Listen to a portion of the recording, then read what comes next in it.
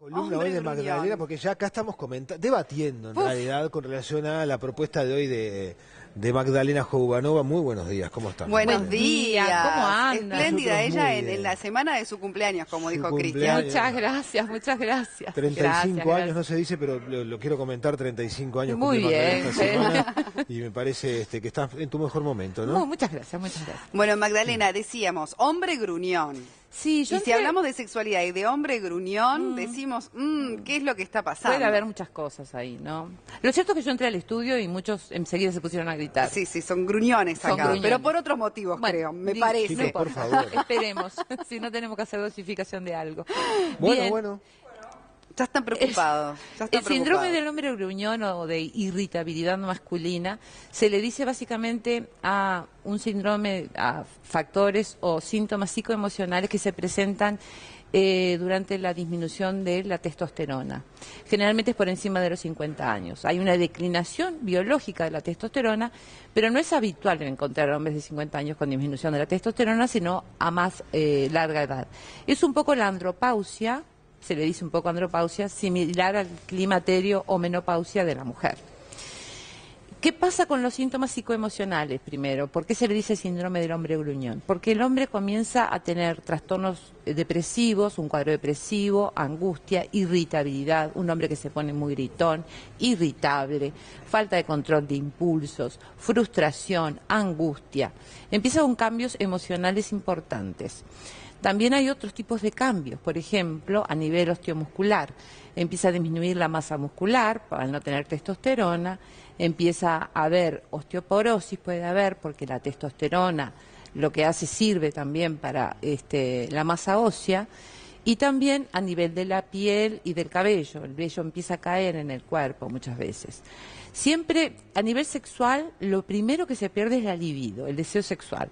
La testosterona es la hormona del deseo sexual. Al no haber testosterona, el hombre pierde esa energía libidinal, el deseo sexual, baja la frecuencia de relaciones sexuales. Y secundariamente, generalmente se presenta disfunción eréctil en el mantenimiento, erecciones espontáneas desaparecen. Bueno, es un desastre, Sí, llegar a los 50, ahí está. entonces, Que me es queda una década, progresivo pero... y de a poco, porque si no es Ahora, un panorama. Pero es reversible también. Totalmente. Claro. La diferencia Siempre hay muy... esperanza. No, Claro. ¿viste? Si no, me falta, pero ya me empezaba. No, claro, no es Para abrupto. todo hay una solución. No es abrupto, como decía Soledad muy bien. En la mujer, en cambio, la menopausia es abrupta. Sí. En el hombre, el hipogonadismo de inicio tardío, que así se llama en realidad el nombre científico, el descenso es gradual y progresivo. Paulatino. Muy progresivo. No se dan todos los hombres. Yo tengo pacientes de 80 años que la testosterona la tienen normal. Eso dependerá de cada organismo. Exactamente. Y depende mucho de las cosas que acompañan, la calidad de vida. Claro.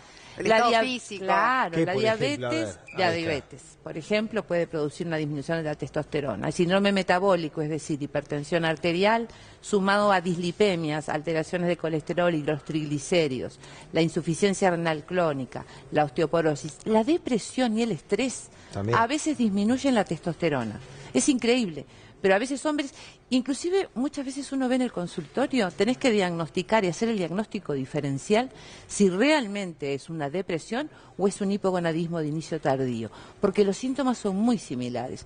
Tú ves un hombre decaído, con poca energía, que te dice, y no tengo ganas de tener relaciones sexuales, no tengo fantasías sexuales, no le interesa ver mujeres, que en general el hombre siempre tiene, ¿no? Digo, todos tenemos esa pulsión, esa... Sí, el tema del deseo, del ¿no? deseo Que con el sexual. tema depresivo, como bien decías, van como un Muy poco de la mano. Y la testosterona, cuando uno la administra, es como una bomba. Inmediatamente el hombre cambia de humor, empieza a cambiar su humor. O sea, hay que medicar. Sí. Pero primero hay que hacer el diagnóstico. Claro, después De del diagnóstico. laboratorio. Primero el diagnóstico clínico, sospechamos y indicamos generalmente una dosificación de testosterona. Cuando la testosterona está baja por debajo de los niveles normales, entonces hay que administrarla siempre y cuando el antígeno prostático esté por debajo de 4. Claro. Porque la testosterona puede inducir secundariamente un cáncer de próstata, hay que tener mucho cuidado. Por ejemplo, en hombres que son prostatectomizados, que yo tengo por cáncer de próstata, no se puede administrar testosterona. ¿Y ahí cómo se arregla? Bueno, mira, yo te voy a poner un ejemplo, que siempre lo pongo. Los eunucos, ¿recuerdan? Sí. Eran los sirvientes de las reinas. Los castraban de niños. O sea que al castrarlos no tenían testosterona, porque lo que produce la testosterona son los testículos, ¿cierto? Claro. ¿Y para qué los castraban?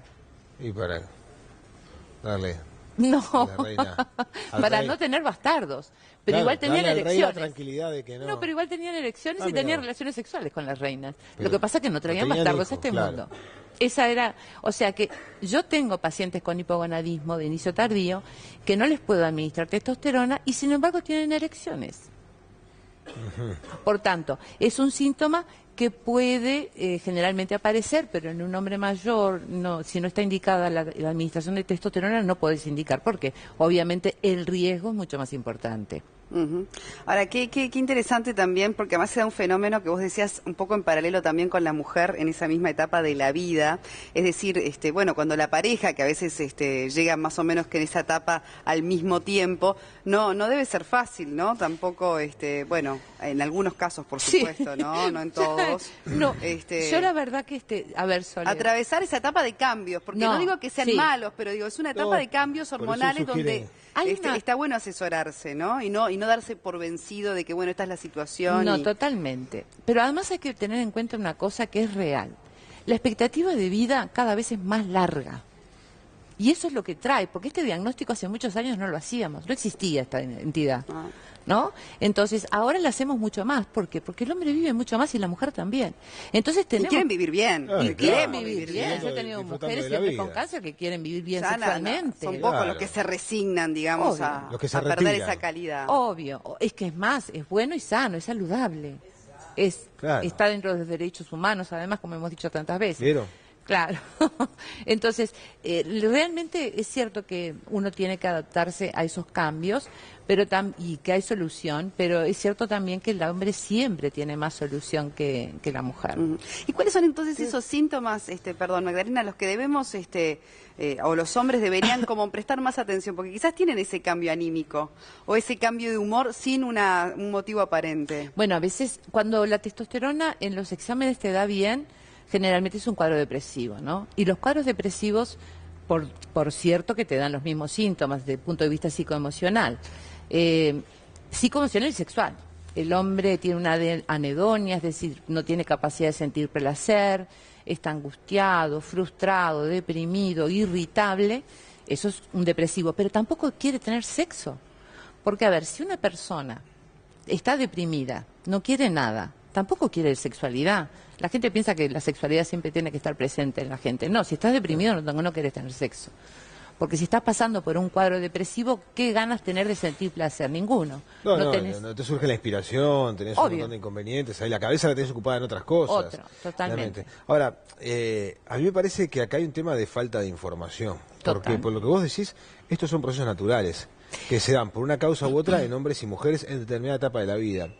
Y cuando somos chicos nos van preparando en temas de que nos vayamos conociendo, que tengamos información a la hora de iniciarnos sexualmente, pero después como que la información se interrumpe y pasa exclusivamente a la experiencia. Pero llega esta etapa de la vida en donde me parece hace falta asesoramiento, parece, mira, esto que está pasando es normal, tenés que tratarlo así o así, a hombres y mujeres. Tal cual, Federico. Más aún en un país como este que es básicamente de pirámide ancha demográficamente, ¿no? Es decir, es un país de gente mayor. Veteranos. Mucho, hace muchos tiempos, hace muchos años Uruguay tiene una población envejecida y cada vez más. La expectativa de vida en la mujer acá es actualmente de 80 años, en el hombre un poco menos. Ustedes se mueren antes. Sí, lo que tenés. Nos reímos, parecimos malísimas con esto que acabamos de No hacer. es una broma.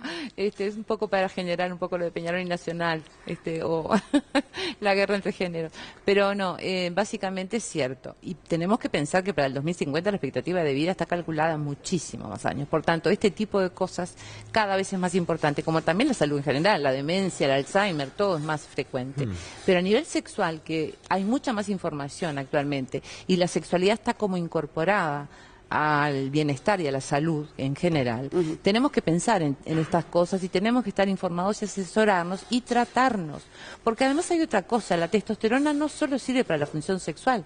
No, para todo. Para la formación vital. de hueso. Claro, Es increíble, claro. pero el gran porcentaje de hombres que tienen osteoporosis la tienen precisamente por falta de testosterona. Sí, sí. Una pregunta concreta. ¿Cómo se hace el estudio de la testosterona? Es un análisis de sangre, Bien. o sea, testosterona libre, total, biodisponible, y se administra tanto intramuscularmente como en gel.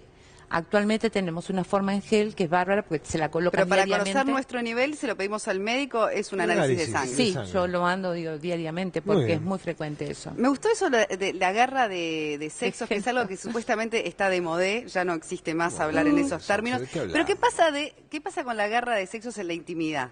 Eso es algo que podemos Qué mala dejarlo que para sos, más Sole, qué mala adelante. que sos. Para Sí, más pero- adelante. Vino por El un tema tema del poder. de la tanda.